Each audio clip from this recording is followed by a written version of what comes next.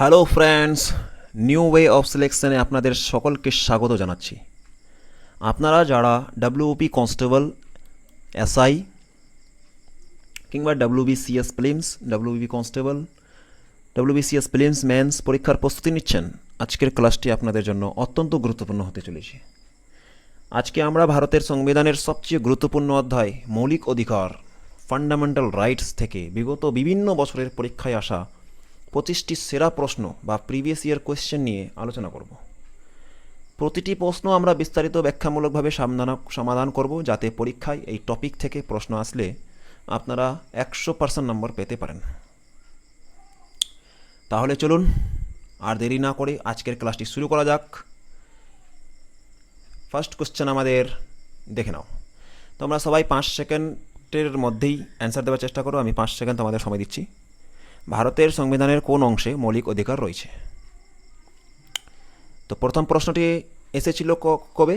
WBCS prelims 2021-এ। তোমরা দেখতে পাচ্ছ এখানে ডাব্লিউবিসিএস 2021-এ এসেছে এই কোয়েশ্চেনটা। এই প্রশ্নে জিজ্ঞেস করা আছে ভারতের সংবিধানে কোন অংশ মৌলিক অধিকার রয়েছে? তো সঠিক উত্তর হয়ে যাবে অপশান সি, পার্ট 3। ঠিক আছে, তৃতীয় অংশে। মনে রাখবেন, সংবিধানের পার্ট 3-কে বলা হয় ম্যাগনা কার্টা অফ ইন্ডিয়া। এটি 12 নম্বর ধারা থেকে 35 নম্বর ধারা পর্যন্ত বিস্তৃত। ওকে, নেক্সট কোয়েশ্চেন। 5 সেকেন্ডের মধ্যে অ্যান্সার দেওয়ার চেষ্টা করো সবাই। তো দ্বিতীয় প্রশ্নটি ডাব্লিউপি কনস্টেবল 2019-এর কোন ধারা আইনের দৃষ্টিতে সমতা ও আইন সুরক্ষা নিশ্চিত করে? কোন ধারা? ঠিক আছে, কোন ধারা আইনের দৃষ্টিতে সমতা নিশ্চিত করে? এটা হয়ে যাবে ধারা 14, অপশান বি 14, 14 নম্বর ধারা। ঠিক আছে, ধারা 14 থেকে 18 হলো সমতার অধিকার বা right to equality. Next question আমাদের, untouchability has been abolished under which article? অস্পৃশ্যতা কোন ধারা অনুযায়ী বাতিল করা হয়েছে? ডাব্লিউবিসিএস মেন্স 2020-তে এই কোয়েশ্চেনটা চলে এসেছে। ঠিক আছে, তো এই কোয়েশ্চেনটার অ্যান্সার হয়ে যাবে আমাদের অপশান বি, আর্টিকেল 17। ঠিক আছে, তো অস্পৃশ্যতা দূরীকরণ সম্পর্কিত প্রশ্নটি বিভিন্ন প্রতিযোগিতামূলক পরীক্ষায় প্রায় রিপিট হয়। ঠিক আছে, এই কোয়েশ্চেনটা প্রায় রিপিট হয়। ঠিক, নেক্সট কোয়েশ্চেন হচ্ছে আমাদের মৌলিক অধিকার কোন দেশের সংবিধান থেকে নেওয়া হয়েছে? ডাব্লিউপিএসআই 2021-এ এই কোয়েশ্চেনটা চলে এসেছে। মৌলিক অধিকার কোন দেশের সংবিধান থেকে নেওয়া হয়েছে? তো এটা হয়ে যাবে অপশান বি, ইউএসএ বা মার্কিন যুক্তরাষ্ট্র। তো ফ্রেন্ডস, মার্কিন যুক্তরাষ্ট্রের বিল অফ রাইটস থেকে এই ধারণার অনুপ্রেরণা নেওয়া হয়েছিল। ঠিক আছে, নেক্সট কোয়েশ্চেন আমাদের দেখে নিচ্ছি। কোন ধারাটি সংবিধানের হৃদয় ও আত্মা বলা হয়? কোন ধারাটিকে সংবিধানের হৃদয় ও আত্মা বলা হয়? Heart and soul of the constitution. বলো সবাই, এটা সবাই পারবে। এটা হয়ে যাচ্ছে আমাদের অপশান সি, আর্টিকেল 32 নম্বর ধারা। ঠিক আছে, তো ধারা 32 হলো সংবিধানের প্রতিকারের অধিকার, রাইট টু কনস্টিটিউশনাল রেমেডিস। ওকে, নেক্সট কোয়েশ্চেন। সম্পত্তির অধিকার কোন সংশোধনীর মাধ্যমে মৌলিক অধিকার থেকে বাদ হয়েছে? ঠিক আছে, তো সম্পত্তির অধিকার কি বাদ হয়েছে? সম্পত্তির অধিকার, বর্তমানে সম্পত্তির অধিকার একটি আইনগত অধিকার হয়েছে। ঠিক আছে, এবং এটি পার্ট 12-এর আর্টিকেল 300A-তে যুক্ত আছে। ঠিক আছে, তো এই কোয়েশ্চেনের অ্যান্সার হয়ে যাবে আমার 44th অ্যামেন্ডমেন্ট অ্যাক্টের অনুযায়ী এটা বাদ গেছে। ঠিক আছে, তো আমাদের নেক্সট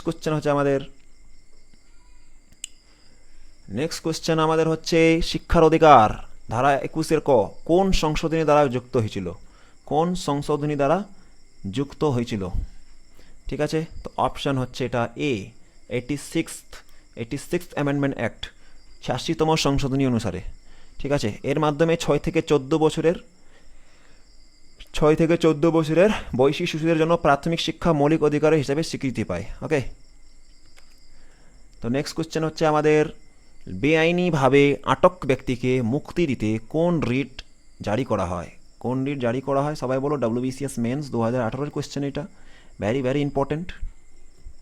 ওকে, তো এটা হয়ে যাবে আমাদের হ্যাবেস কর্পাস। ঠিক আছে, অপশান সি, হ্যাবেস কর্পাস। ঠিক আছে, হ্যাবেস কর্পাস শব্দের ল্যাটিন অর্থ হলো you may have the body.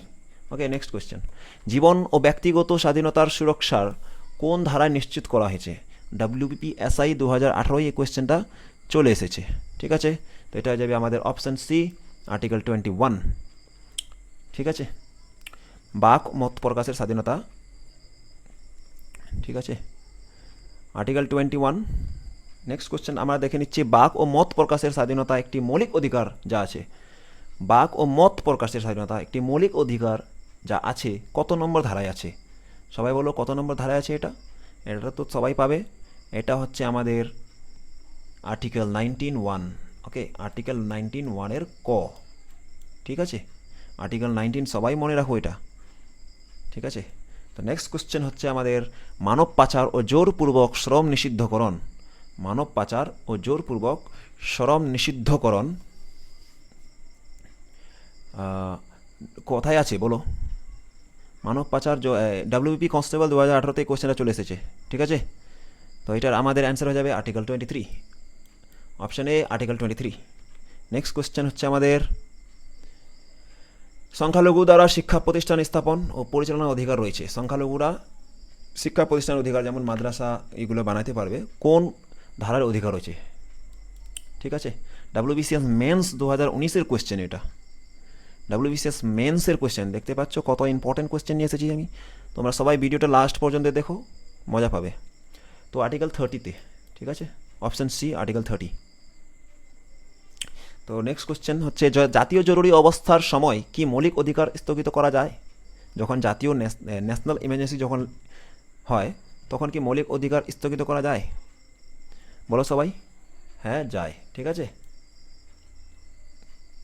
No no, এটা সি হবে না, এটা হ্যাঁ হবে শুধুমাত্র। হ্যাঁ, 20 ও 21 ধারা ছাড়া, 20 ও 21 ধারা ছাড়া সব কিছু হবে। ঠিক আছে, 20 ও 21 ধারা ছাড়া হবে। ঠিক আছে, নেক্সট কোশ্চেন হচ্ছে আমাদের, ভারতে মৌলিক অধিকারের চূড়ান্ত অভিভাবক কে? ভারতে মৌলিক অধিকারের চূড়ান্ত অভিভাবক কে?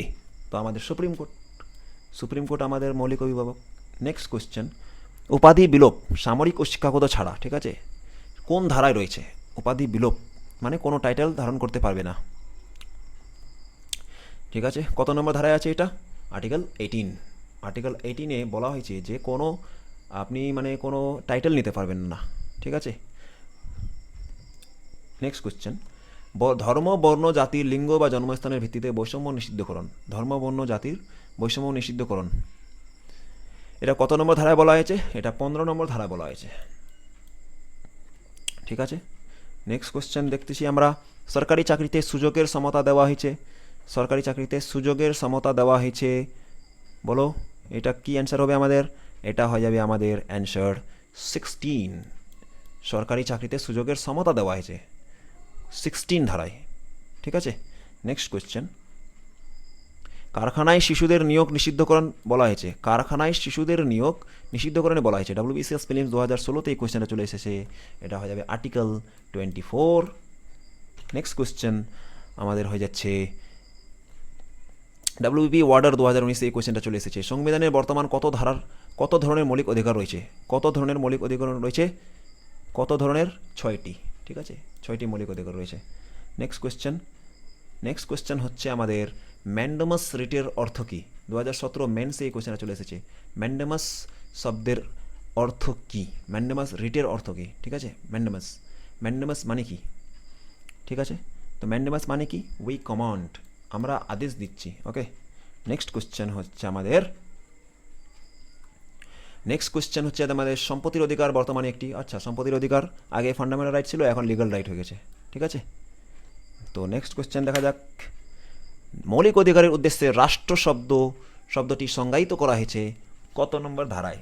মৌলিক অধিকারের উদ্দেশ্যে রাষ্ট্র শব্দটি সংজ্ঞায়িত হয়েছে কত নম্বর ধারায়? ডাব্লিউবিসিএস মেন্স 2022-এর কোশ্চেন। এটা দেখতে পাচ্ছ কত ইম্পর্টেন্ট কোশ্চেন। এটা আর্টিকেল 12 নম্বর ধারায়। ওকে, নেক্সট কোশ্চেন হচ্ছে আমাদের, ধর্মীয় স্বাধীনতার অধিকার কোন ধারাগুলিতে নিশ্চিত করা হয়েছে? ডাব্লিউবিপি এসআই 2019-এ এই কোশ্চেনটা চলে এসেছে। ধর্মীয় স্বাধীনতার অধিকার কত নম্বর ধারায় আছে? 25 থেকে 28। কথায় হলো 25 থেকে 28, এই যে ডি, অপশন ডি। তো সাংবিধানিক প্রতিবিধানের অধিকার কাদের জন্য উপলব্ধ? সাংবিধানিক প্রতিবিধানের অধিকার কাদের জন্য উপলব্ধ? Constitutional remedies is available to. WBCS prelims 2015-তে এই কোশ্চেনটা চলে এসেছে। ঠিক আছে, তো এটা অপশান হয়ে যাবে আমাদের B, all persons in case of FR violation, মৌলিক অধিকারের লঙ্ঘনের ক্ষেত্রে সকলের জন্য। ওকে, নেক্সট কোশ্চেন হচ্ছে আমাদের, কোন ধারায় বলা হয়েছে যে মৌলিক অধিকারের সাথে অসামঞ্জস্যপূর্ণ আইনে বাতিল বলে গণ্য হবে। ঠিক আছে, তো এটা আমাদের আজকের ক্লাসের শেষ প্রশ্ন। কোন ধারা অনুযায়ী মৌলিক অধিকারের সাথে অসামঞ্জস্য আইন বাতিল ঘোষণা করা হয়েছে? এটা হয়ে যাবে আর্টিকেল 13। ঠিক আছে, very important question, WBCS mains 2020-তে এই কোয়েশ্চেনটা চলে এসেছিল।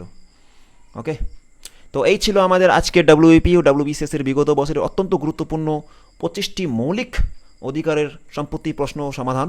আশা করি আজকের ক্লাসটি সবাইকে ভালো লেগেছে। ঠিক আছে, তো ভিডিওটি ভালো লাগলে অবশ্যই একটি লাইক করবেন এবং বন্ধুদের সাথে শেয়ার করবেন। এমন আরও বিষয়ের পিওয়াইকিউ টপিক ভিত্তিক ক্লাসের জন্য আমাদের নিউ ওয়ে অফ সিলেকশন চ্যানেলটি সাবস্ক্রাইব করে সঙ্গে থাকুন। দেখা হচ্ছে পরবর্তী ক্লাসে। সবাই ভালো থাকুন, ধন্যবাদ।